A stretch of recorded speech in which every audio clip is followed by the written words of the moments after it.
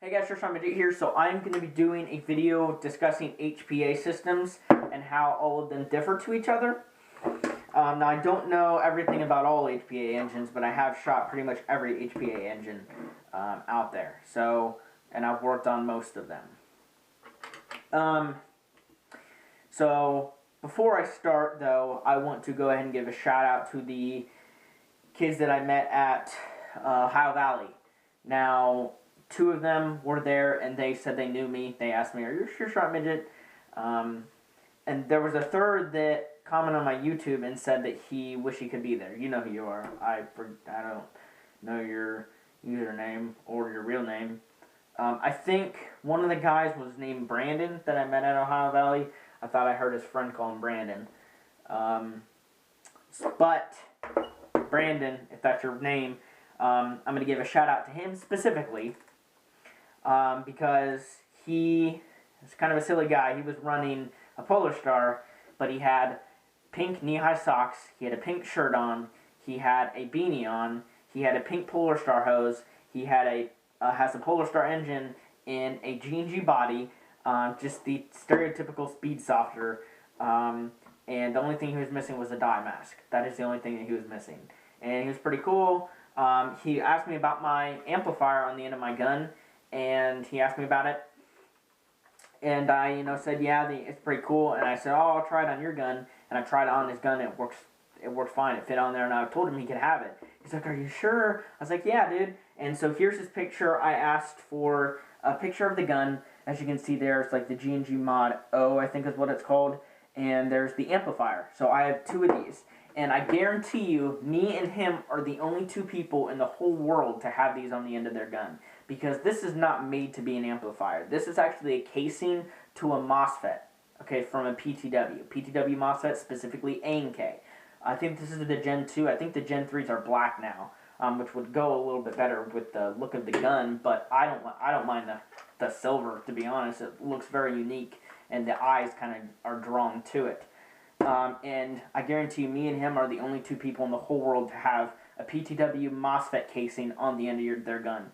It doesn't fit every barrel. It fit mine and fit his, so that's pretty cool.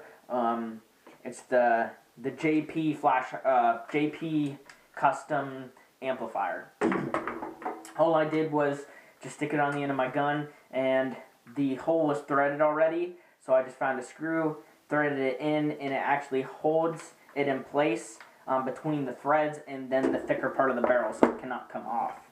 And that thing makes this gun loud, and it makes his gun pretty loud too. So again, there's the picture of his gun, so shout out to him. But, talking about HPA engines now, if you don't know, I have the V12 engine inside of this gun. I actually am using a Red Jacket body. I took the plastic Elite Force body away, and this is a metal Red Jacket licensed. It's actually OEM SRC. There's a stamp on the inside that's SRC. But this gun I don't think is made anymore because of the whole Red Jacket scandal, so it's rare. I think they stopped licensing them. Body's pretty solid, pretty happy with it overall. I will say this HPA engine is not everything. Now, there's different HPA units out there, and I'll list them. So we have the V12, which is a drop-in, like the Fusion engine. So then we have the Fusion engine. Those two are alike. And then you have a whole separate kind of system where it's like the SMPs, where it drops into a gearbox shell. So you got an SMP, Gen 1, Gen 2. You have the Inferno, Gen 1, Gen 2. There's the F1 and the Jack. And then there's the, I think there's a Hydra. I have not messed with the Hydra. I think the Hydra was like the first, or in between the SMP and Inferno, if I'm not mistaken, or maybe it was before. I think the SMP was the first one. I forget exactly what the Hydra is, to be honest. And then there's the ProTech. I think that's all of them. So, and then there's like the Minecraft one. I'm talking like HPA engines where you can shoot semi and full automatic. It's electronic. It's not, what is that? Frickin', I can't think. Like manual. It's, not battery powered. So basically, when it comes to HPA engines, I've shot pretty much every single one of them, and I will tell you the Fusion engine and the V12 are very, very, very satisfying to fire. Now, if tuned properly, the V12, the trigger response on this thing is absolutely instant. It is absolutely instantaneous. I guarantee you, if you pin any gun up to this, no gun would beat the speed in which my BB gets out of my barrel.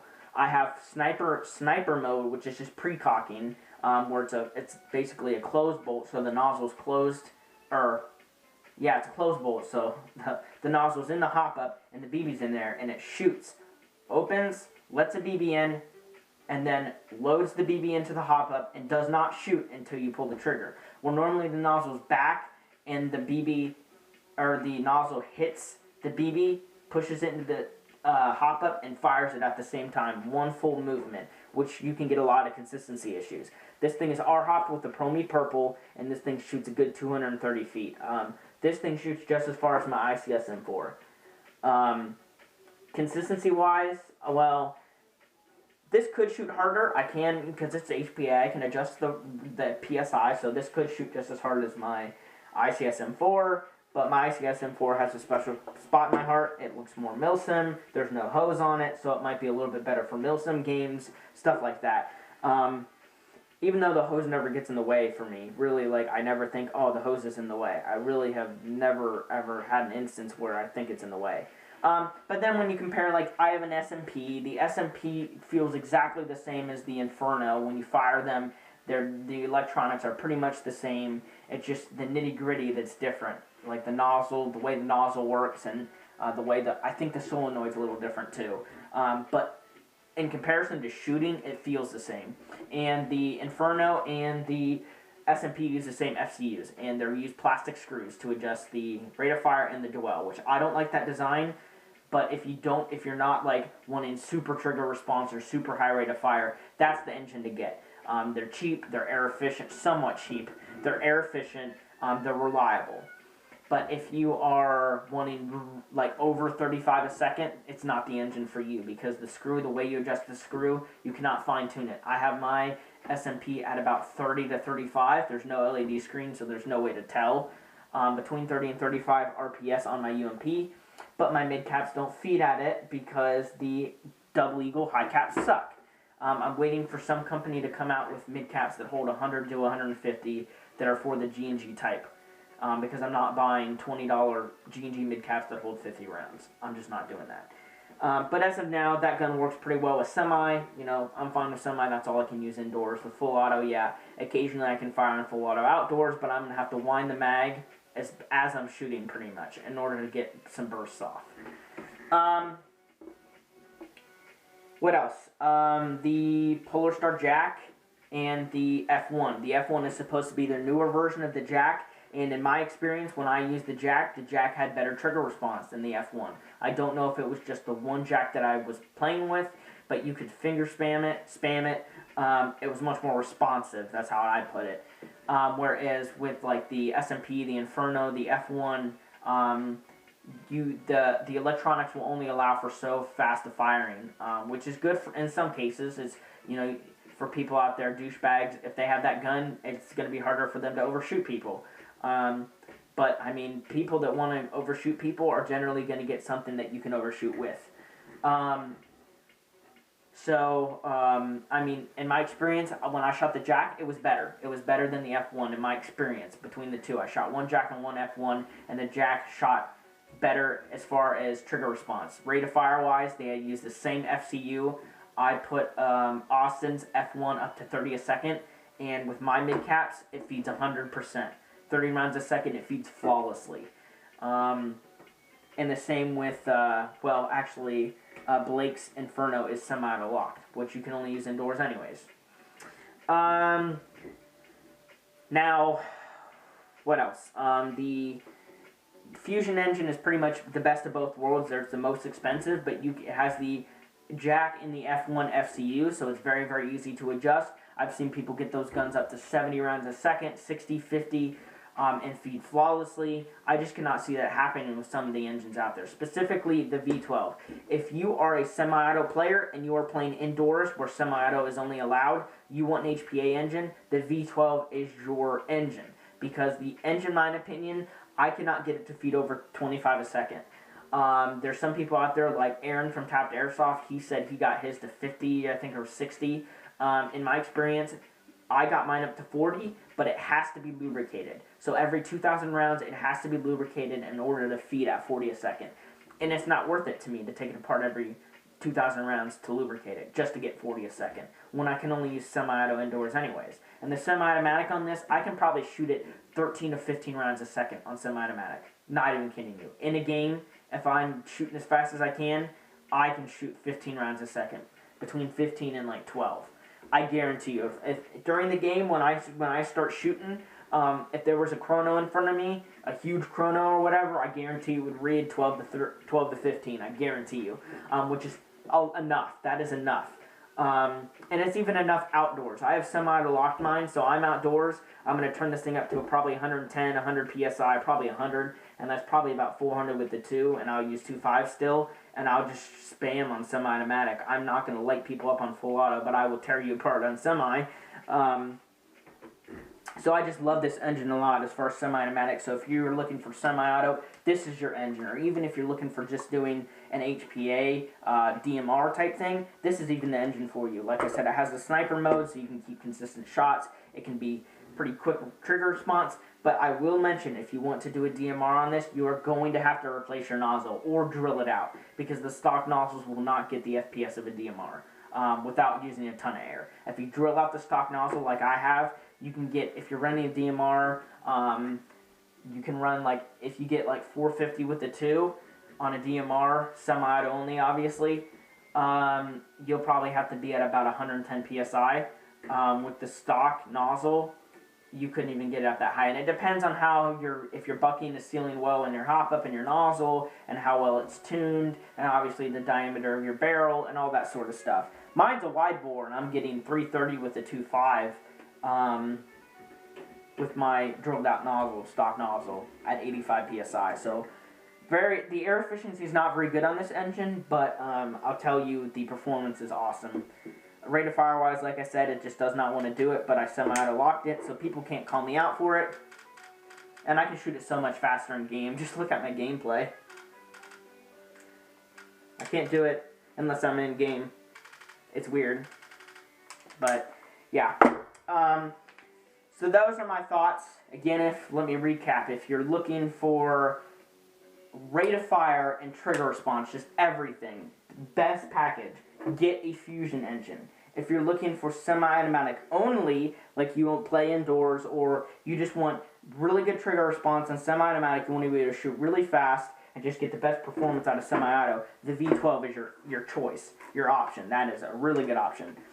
If you want high rate of fire, but you don't really care about the trigger response, you have the F1, because the F1 is not very responsive, but it's got the Polestar FCU, and you can adjust the rate of fire very, very easily. The Jack, in my opinion, is the only drop-in engine, like the SMPs and the Infernos, the ones that drop into gearbox shells, that you can spam. That is the only one that I've ever shot that could do that.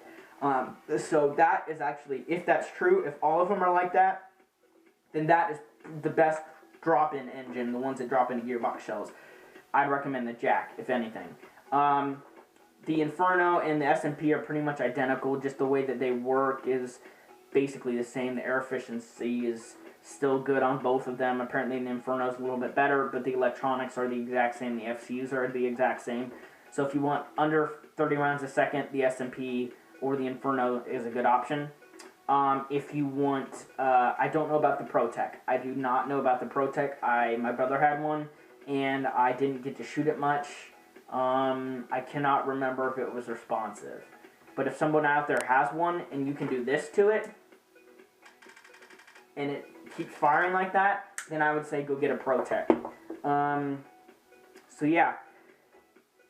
And then, you know, I love this engine so much, so if you guys have any questions, please just ask. I'm not a know-it-all when it comes to HPA, but I have shot every engine besides the the Protec, and then obviously the Hydra. I don't know the story on that.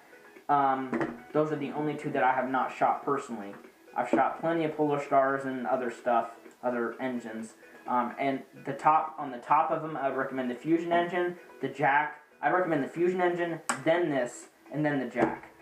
So those are the top three in my opinion from ones that I've shot. So if you have any questions, just comment below. If you want to know how to program the Fusion or the V12, let me know if you have one or you're planning on buying one and you want to know how to get the best trigger response out of it.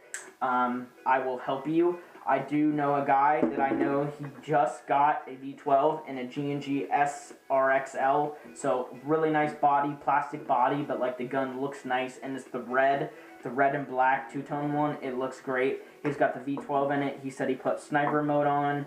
He says it shoots very, very well, and I will probably be making a video on that. I don't know if he'll let me bring it home with me, or if I maybe make one at the field, but I'm curious to see how his works, and you know, I want to show you guys that my V12 is not the only one that shoots very, very good on semi-automatic. So if you have any questions, just comment below. Also, I put my CTR stock on here because it took my PTW stock off and put it on my ICS-M4. I'm about to make a video on this gun, so if you want to see it, just watch it. So CTR stock, a little bit better too because it's shorter, it's lower, so that with my dye mask, I can aim down the sight a little bit better. So thank you guys for watching. Hope you enjoyed the video, and I'll see you later.